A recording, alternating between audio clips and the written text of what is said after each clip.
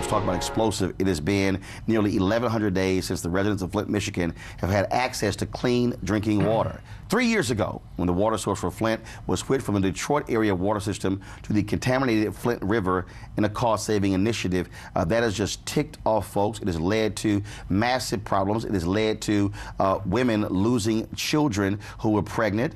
It has also led to folks having to bathe with bottled water. Also, they've had an outbreak of bacteria there because so many people are using sanitation, using various Perel in terms of things along those lines.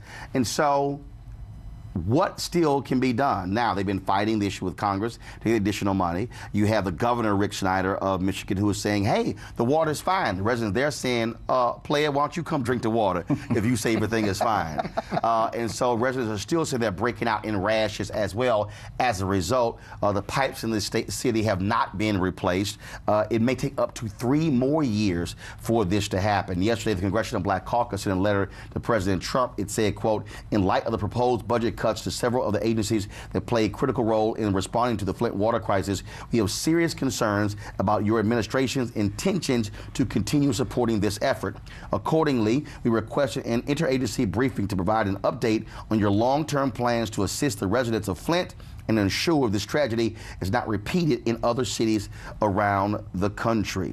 Folks, joining us on the phone right now from Flint, Michigan is the mayor of Flint, Karen Weaver. Mayor Weaver, first of all, welcome back to TV1 NewsOne Now. Thank you. I'm glad to be back. Residents are saying, look, water's still not safe to drink. They're still having to bathe with bottled water. Give us an assessment of exactly where the city is when it comes to its water issue. Well, we are still on bottled and filtered water. We are replacing the pipes. It's been a very slow process because of the lack of funding. However, we did get the federal money, and we just got $97 million more from the state for us to replace the 18,000 lead service lines and those galvanized lines. So we're really starting full force this month. We have put the contracts out, the bids out, and we're ready to go. So far, we've replaced 1,000. We've got a long way to go. Our goal is to get 6,000 done by the end of this year. But as we do those things, we still have to protect ourselves and use bottled and filtered water. And so when you see residents talking about, still breaking out in rashes, how there still is a problem there, I guess what I don't understand is why we have not seen the Army Corps of Engineers come in, why we have not just seen literally just an influx of people saying, I mean, we can literally, the military can literally build a city in no time. Go ahead. Right. And we wanted it to be declared a disaster. That was what we went for, but we didn't get that designation. We didn't get that designation because they said it was man-made. And so that was what I was actually asking for, was this to be declared a disaster.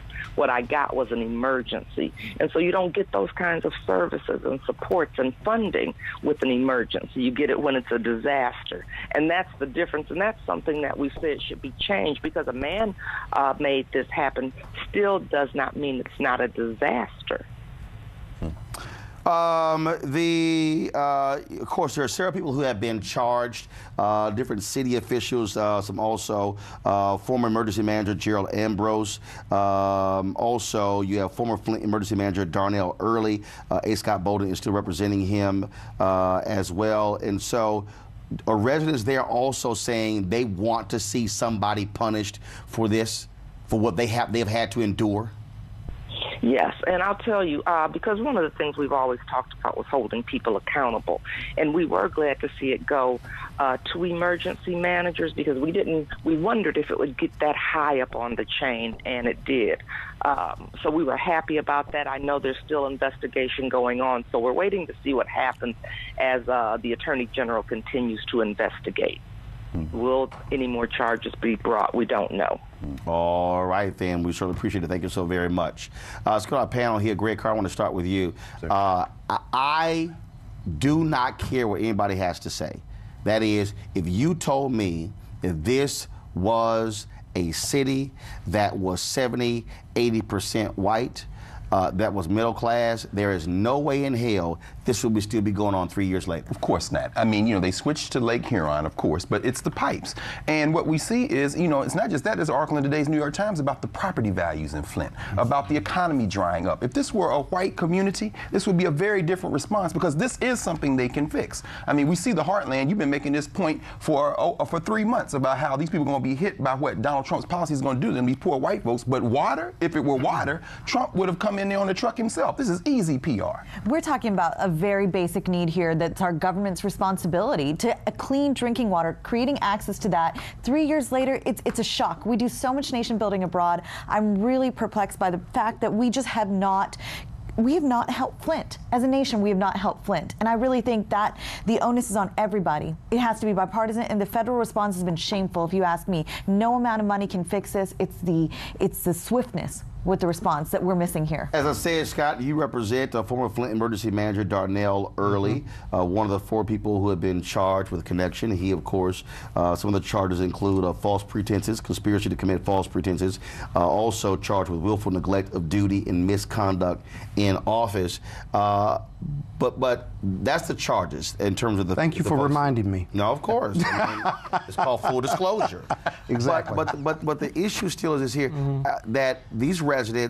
I mean, I cannot imagine for 3 years every day having to bathe, brush your teeth, wash your hair, cook with bottled water, and they're saying, oh, no, trust the filters. Yeah, there are 2 things going on here. One, those charges against the senior emergency managers goes to how they finance that pipeline for that interim switch. Doesn't go to them actually doing X, Y, and Z, because I think the senior people would argue that they relied on the lower people who have been charged as well. We'll have to see what happens. But what's even more egregious, as your panel has said already, is that 1,100 days later, all the yelling and screaming, all the investigations, Flint is off the headlines now, out of the headlines now, and that money is still trickling in, if you will. Right. Now, I'm not going to get into who shot John, but the reality is this is a very fixable problem, and when it comes to poor people, black and white,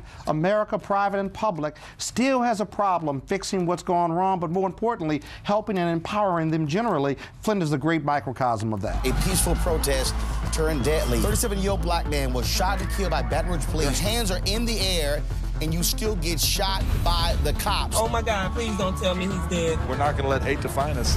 Race is a big part of this. If truly all lives matter, then all lives need to matter equally. What we require is action. What we require is accountability. We understand that black lives do matter, and we will keep focused on this issue. NewsOne Now, every weekday morning at 7 on TV1.